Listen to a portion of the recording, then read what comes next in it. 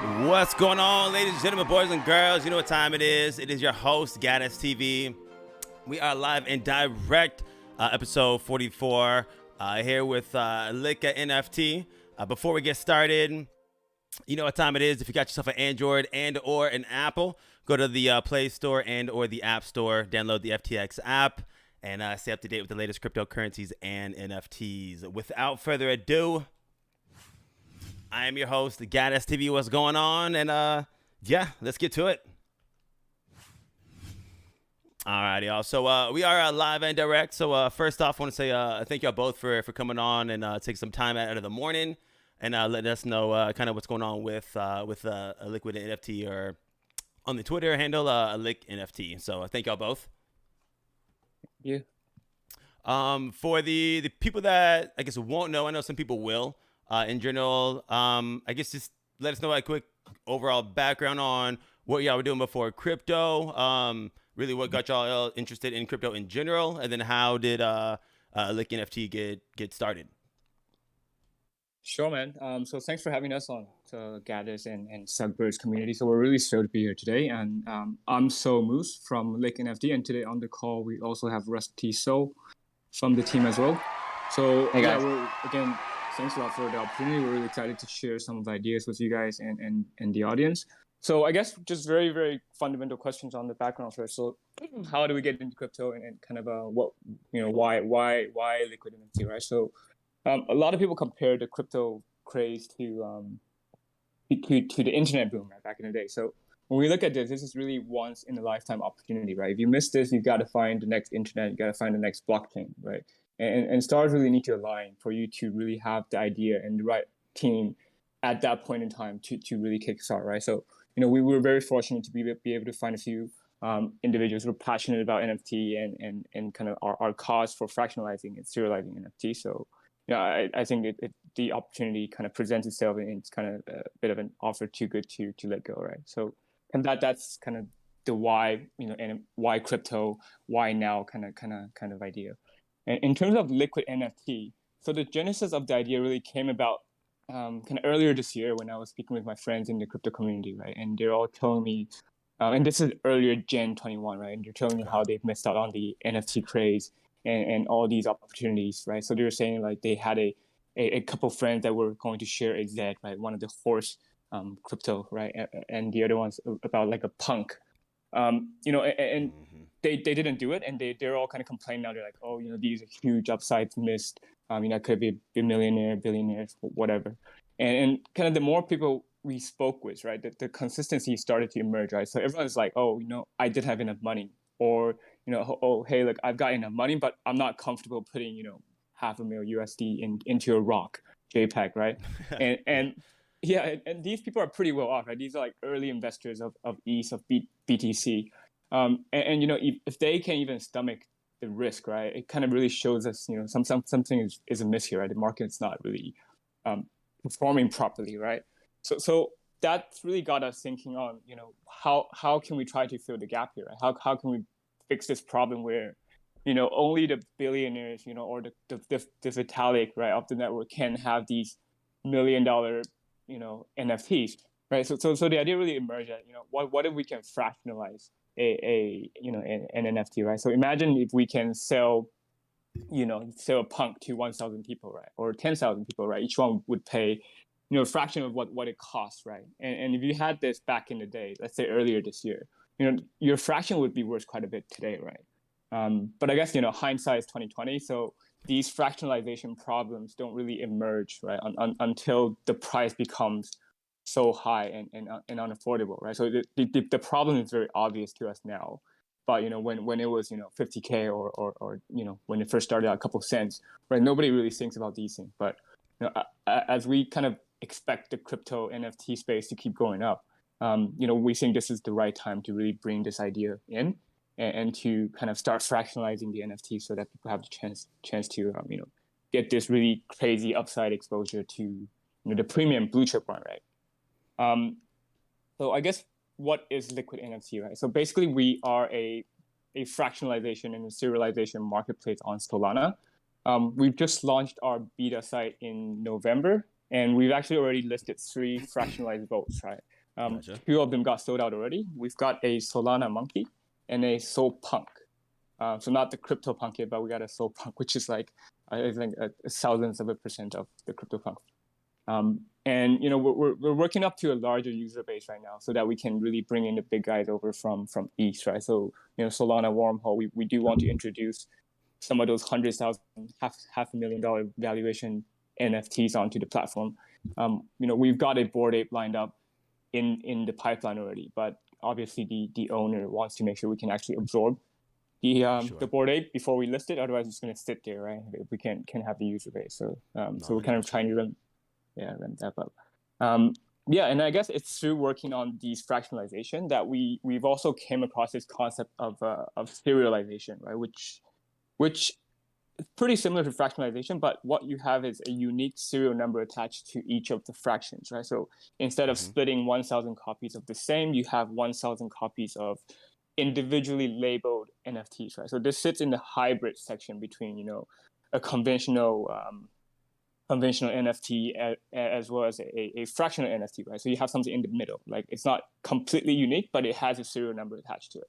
And we're currently working with an original artist to really bring in their original artwork into the serialization vault space. And we're launching this in a few days, so I don't want to spoil too much on it. But basically, it's an interactive NFT play on the metaverse, right? So it's going to be pretty exciting to bring that one live on the serialization front. And it's kind of a very quick, in a nutshell, kind of a rundown on what Liquid NFT or Lick NFT is for you guys. No, 100%. I got a quick question. Do you think fractionalized NFTs will hold the same value? Do you think like investors will value fractionalized NFTs like the same as full NFTs?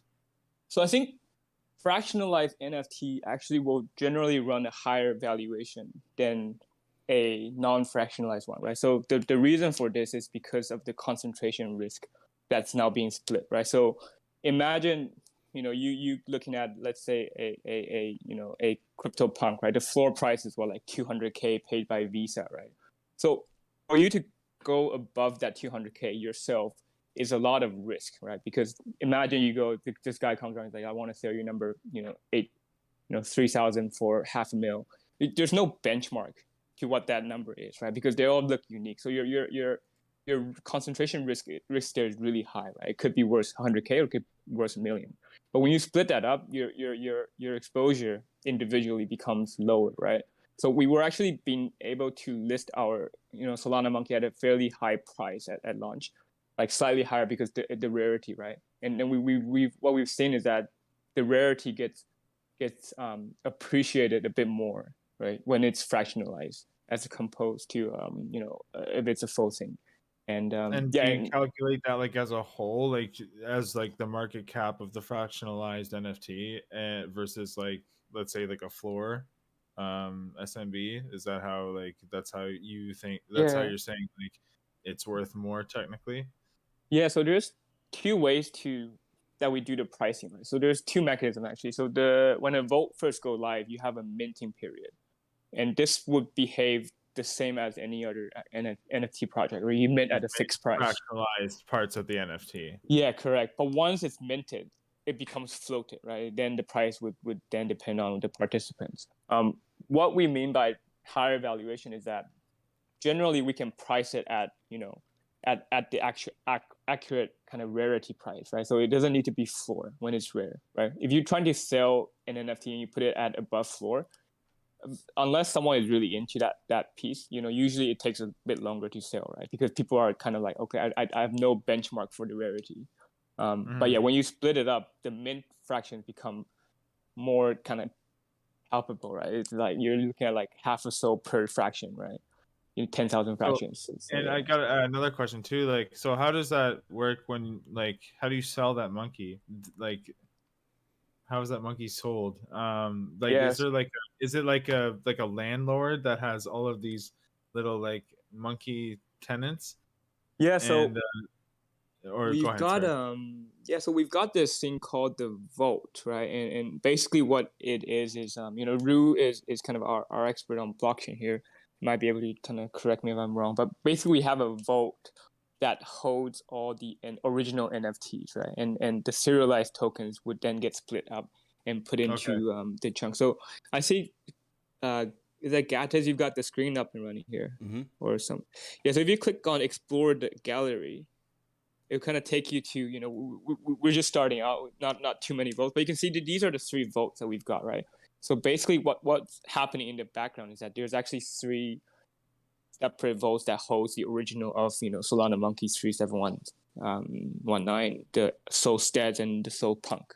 And then on each one of these votes, we would have minted the, you know, 3,000 for SMB, 1,000 for Stead, and then 100 for Soul Punk, right? And people can then buy those tokens and they show up in your Solana wallet as you know, as a token for basically that ownership. Now, the question, you know, obviously is like, okay, so how do we get this out, right? At some point, let's say so SMB becomes 1,000 SOL and we want to cash out, or the holders want to cash out. There's going to be a buyout function that you can basically come in and just go, hey, look, I'm willing to buy the whole thing out for 100, right? And the OT holders will be able to basically vote on the prices they're willing to accept, right?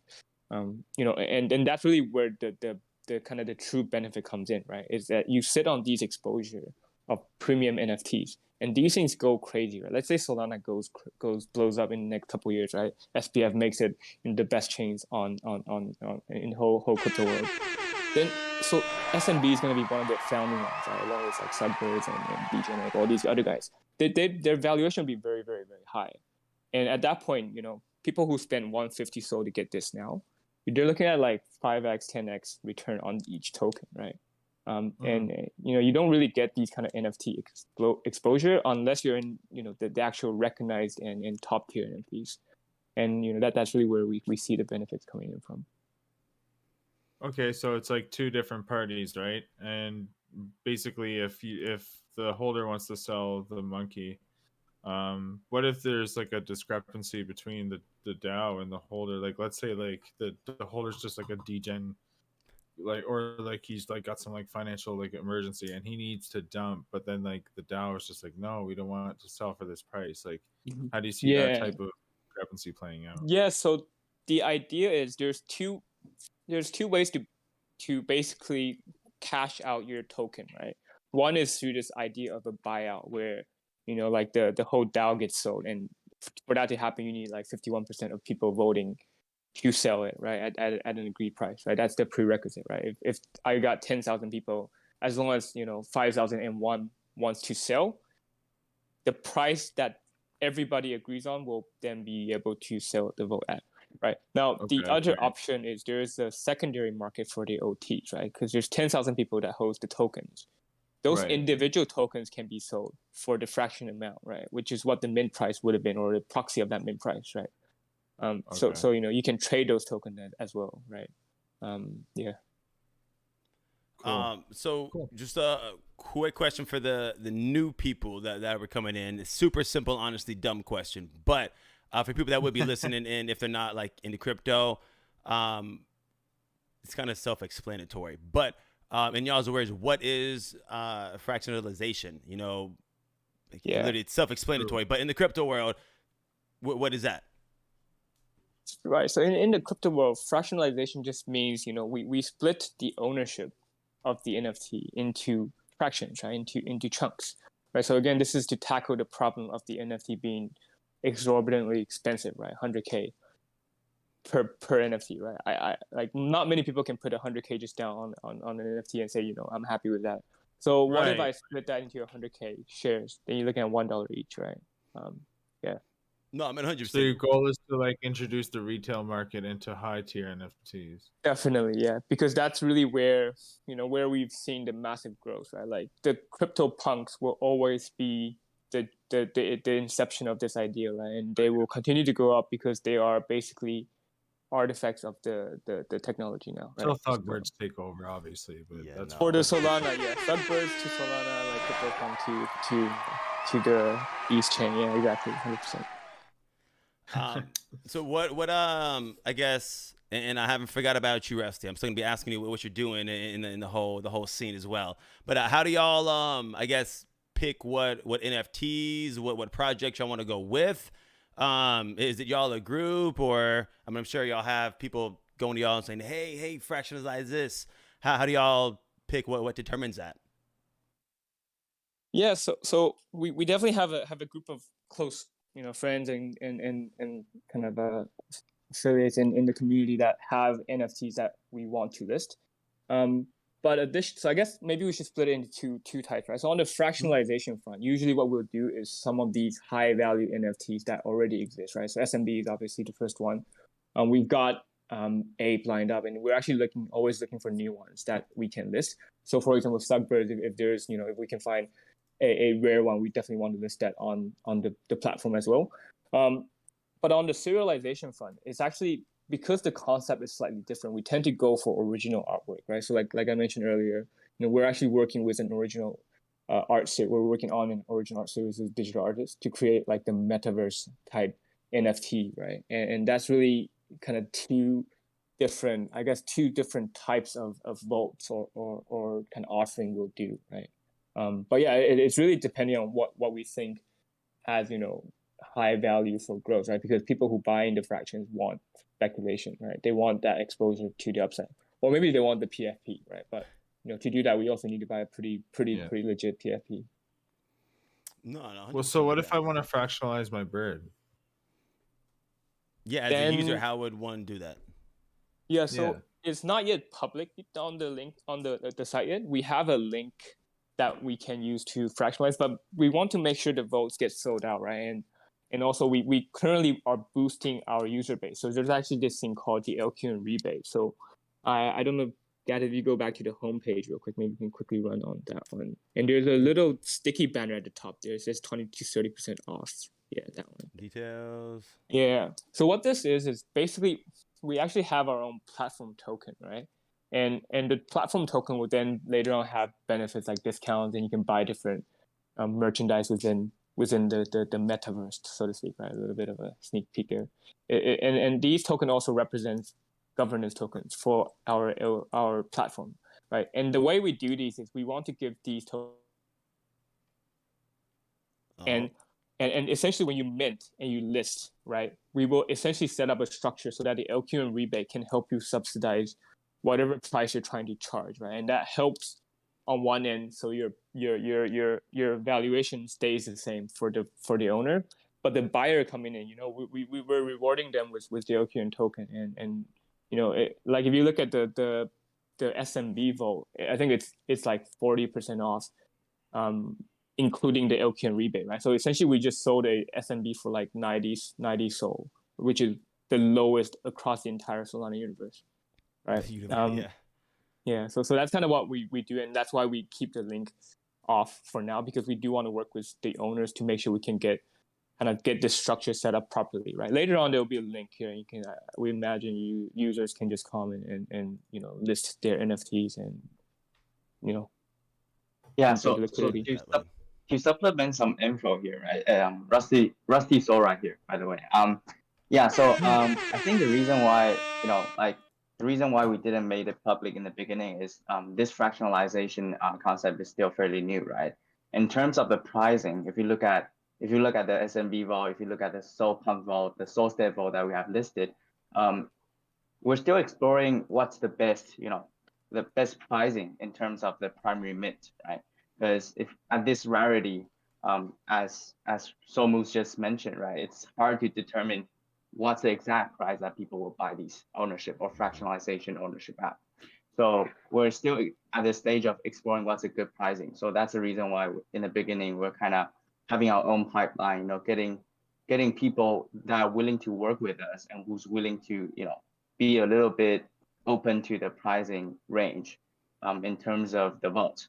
Coming up, as Rusty Somus also mentioned, we'll open the link up for basically whoever is interested in fractionalization, fractionalizing their piece to be able to put their NFT on our vote.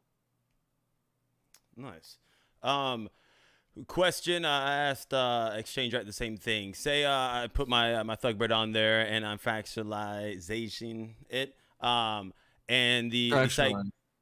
There we go. Fractionalized. Trying to sound, I guess, super smart. Sound like an idiot. Say I put it on there and the site goes down. You know what I mean? What? And of course, hopefully, it never will go down. But what happens if it goes down? Is the Thugbird, the NFT, I guess, in not y'all's wallet, but I guess what happens if something like that happens? Yeah. So I'll take this one. So when you're talking about the website go down, for example, because Solana, the blockchain that this Liquid NFT is on, it's basically a distributed computing system. So even if, let's say, our this website goes down, people can actually still access the vault through whether they know just coding, or they can spin up another website which can connect to our program on Solana blockchain. In terms of security, it's nothing to worry about really, because your NFT, as soon as you fractionalize it on our platform, what happens is you're transferring your ownership of this NFT to the vault, which is a Solana program. So essentially, no one can, just get access to it randomly. Really, it always had to fit a certain criteria. For example, Somu's mentioned, the buyout mechanism, where people will give out, offer a price to buy this, basically buy out the ownership token holders, right? These conditions have to be met before the NFT can be redeemed by other people. Yeah. So I think unless I guess the base case, the bottom case is when the blockchain goes down, like the whole Solana blockchain has to go down in order for your NFT to get lost. Yeah. I got you. No, 100%. Being I guess kind of early in the kind of stage in general in the crypto I guess the scene and all. I mean, I guess what overall would, I guess, make y'all different from other sites, projects doing the same thing? I mean, I guess like the hard question, how do y'all want to stand out from other companies, platforms like this? Yeah, so I think the way to stand out, right, is to I guess a two-prong approach maybe. Yeah, like basically one end is just to make it as simple as possible, right? So there's a few other platforms that currently do this, right? You got like Fractional, you got Fraction on Solana, and a lot of times these platforms end up making the user experience rather complicated, right? So I think our team comes from, I guess our background is in kind of crypto, in web design, as well as kind of running different kind of exchanges, right? So we're fairly familiar with the idea of how to making the UI very clean, very easy to use, right? So that's going to be one of the differentiating factors, right? On the other side, it's this idea of serialization, right? So we're really trying to build up a community, right, rather than just a pure facility for you to buy fractions of NFT, right? So when that serialized vault drops in a few days, right, it's meant to create, this metaverse that exists on our platform, right?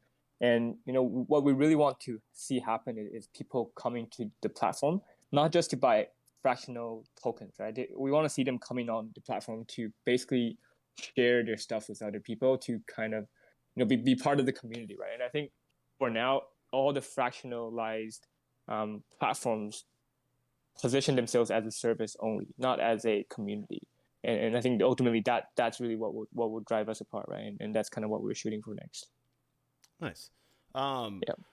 With the, honestly, actually another question just on the, I guess, type of NFTs in general. I guess I would accept, of course, like you said, it would go through, I guess, kind of the company friends, everything like that.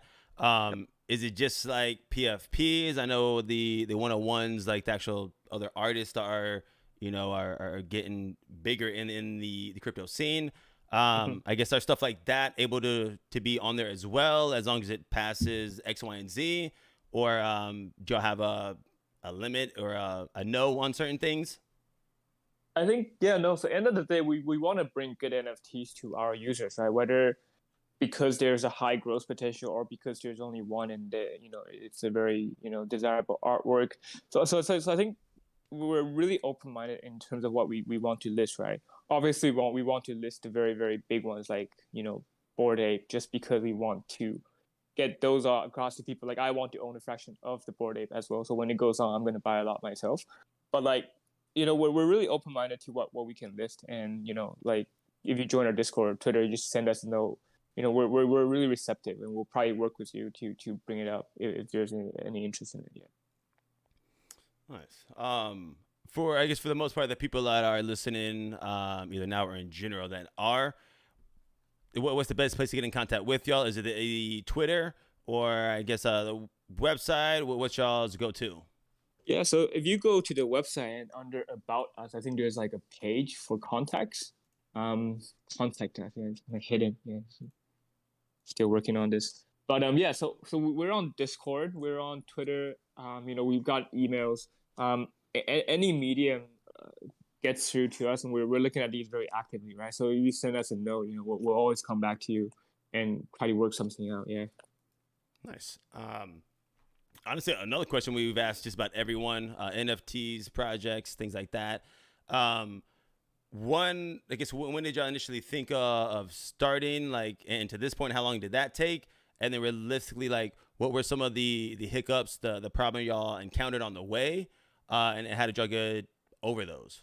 Or if you're still in process of those, what can be done to try and help get over those? So I guess the idea started, like I mentioned earlier this year, when all my friends are like, kind of bitching about not making enough money on NFTs. So that's kind of where the inception of the idea came about. In terms of how long it took us to get here, we actually launched.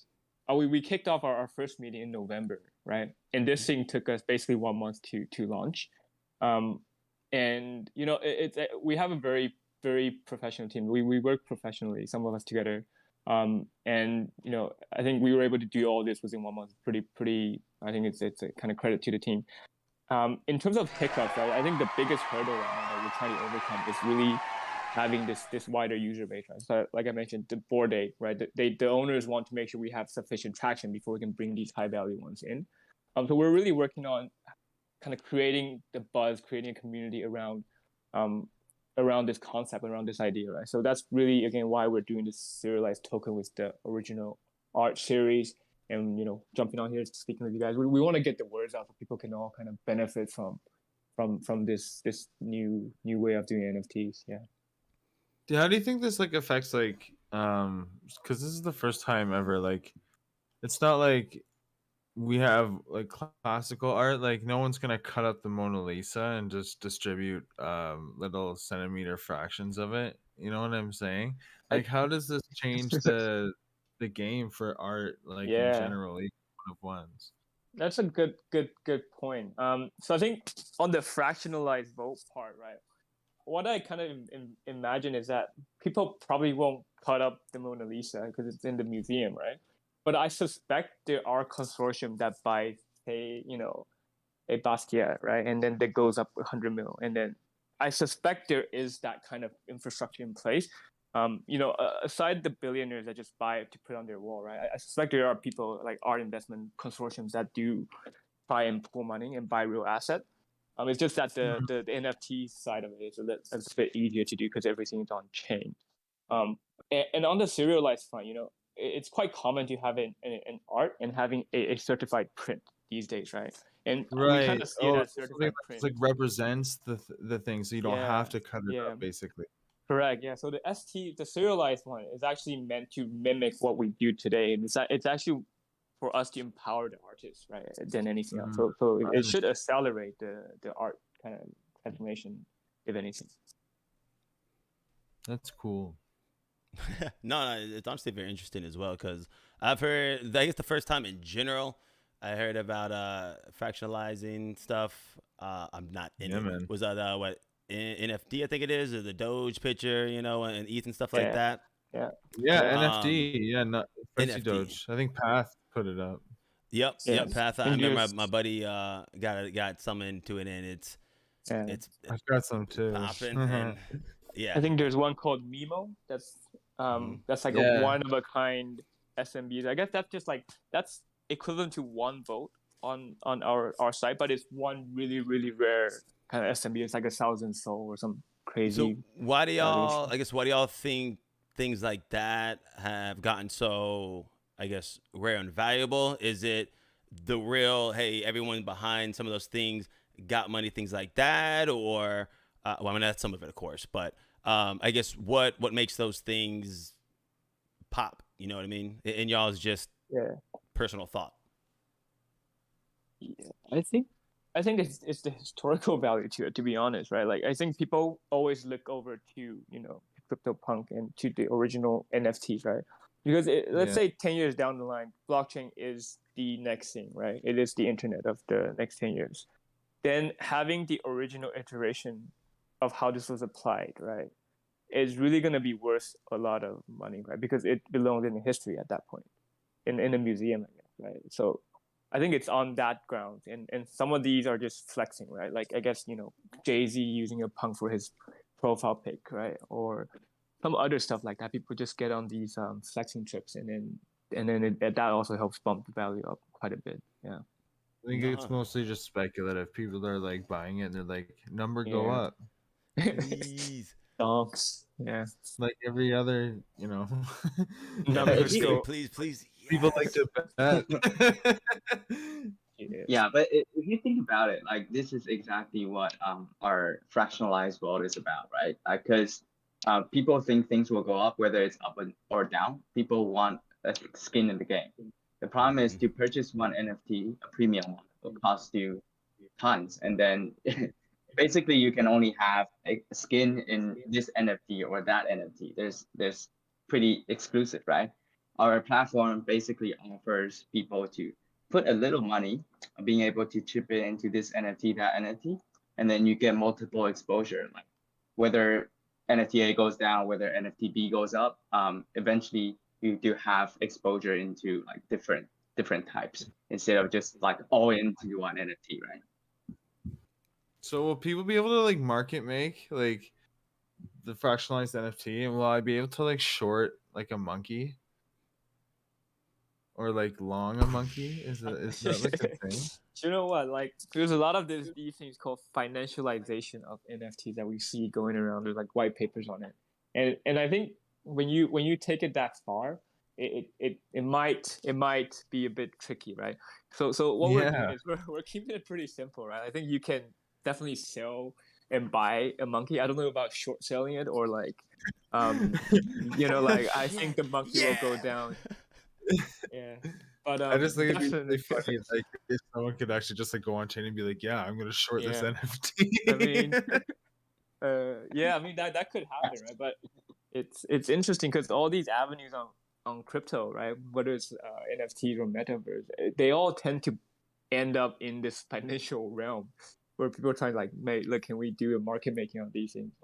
Man. Yeah, so we're trying to keep it still in like, I guess, in line with the art, at least, so it's not like basically like a trading machine that you can just purely make money. Like, we want to do some of the art, right? We want to help you get exposure to it, but we also want to keep the art elements of it.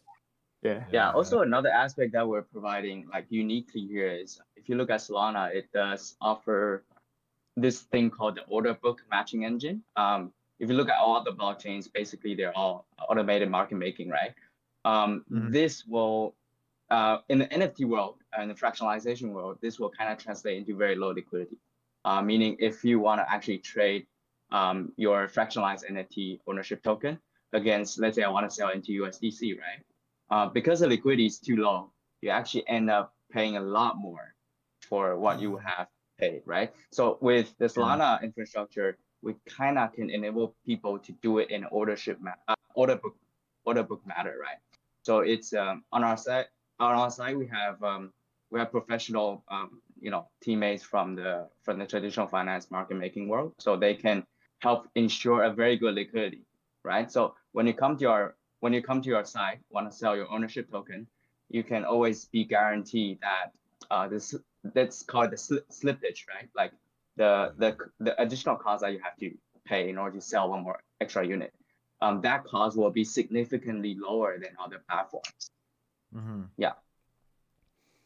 No, that's what's up on that one. With honestly, the one thing that kind of gets me, I guess, interested in journal, because people that have seen the podcast, I know about crypto, all like the in-depth stuff I know of, you know what I mean? But the easiest way I always try and, I guess, think about something, how I explain it to my parents, because, of course, if the regular everyday person can understand the things like that, that's when things are truly going to blow up, you know what I mean? So I guess the easiest way I would think about this, and correct me if I'm wrong, is just like, one Bitcoin, I don't know what it is right now, probably we call it 50,000. I think it's under that. It's probably like 47 or some shit.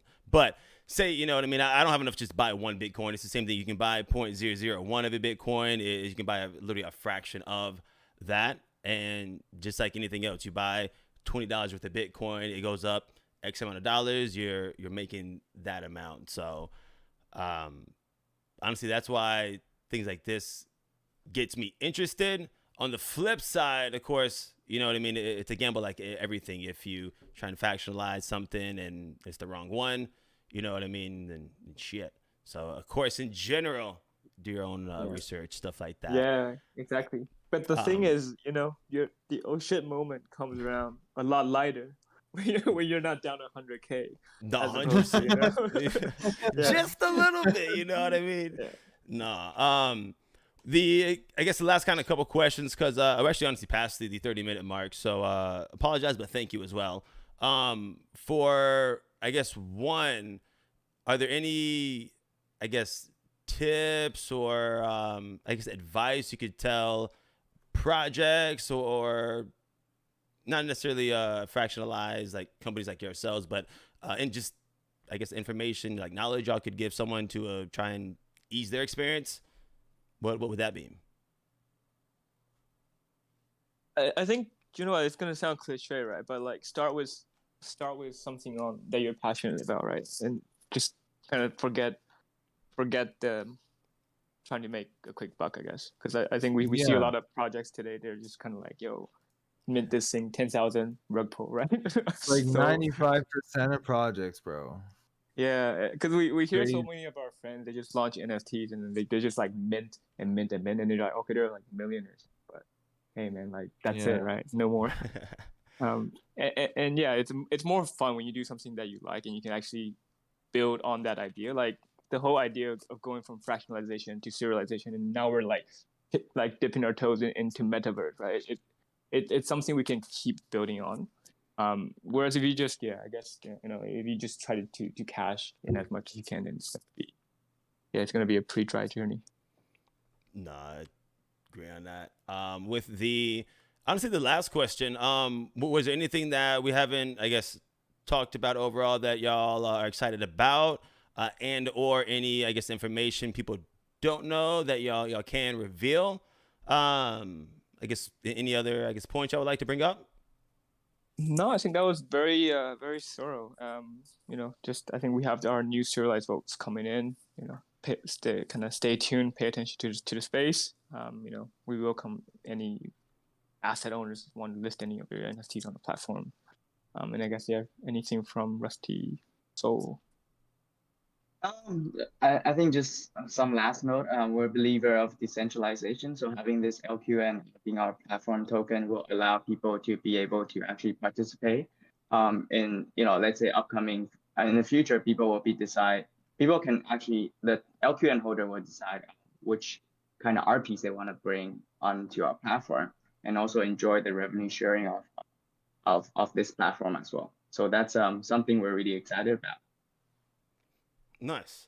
I guess honestly on that note, I'm gonna go ahead and end it here. Stick around for a quick second. I'm gonna go and end it. But honestly, thank you all for coming out and take some time out of y'all's morning. So thanks for having us, guys. Happy holidays. Wishing you all the best. Thanks for having us. Likewise, I almost always forget. I'm not this time. I'm gonna have to get a call from both of y'all. Please. Yeah, do it. It got to. A little call. Little Thugbird call. Nice. Oh. Nice. Hey, we'll take it. We'll take it. All right, guys. I like it. For sure. Ladies and gentlemen, boys and girls, you know what time it is. It is that time. Once again, thank you very much for coming in, tuning in. Show us some love. Episode 44 in the mix. If you're not already, go ahead and follow Liquid NFT. That is at LIQ NFT. And once again, y'all stay fresh, stay clean, stay positive. And as always, y'all, caw-caw!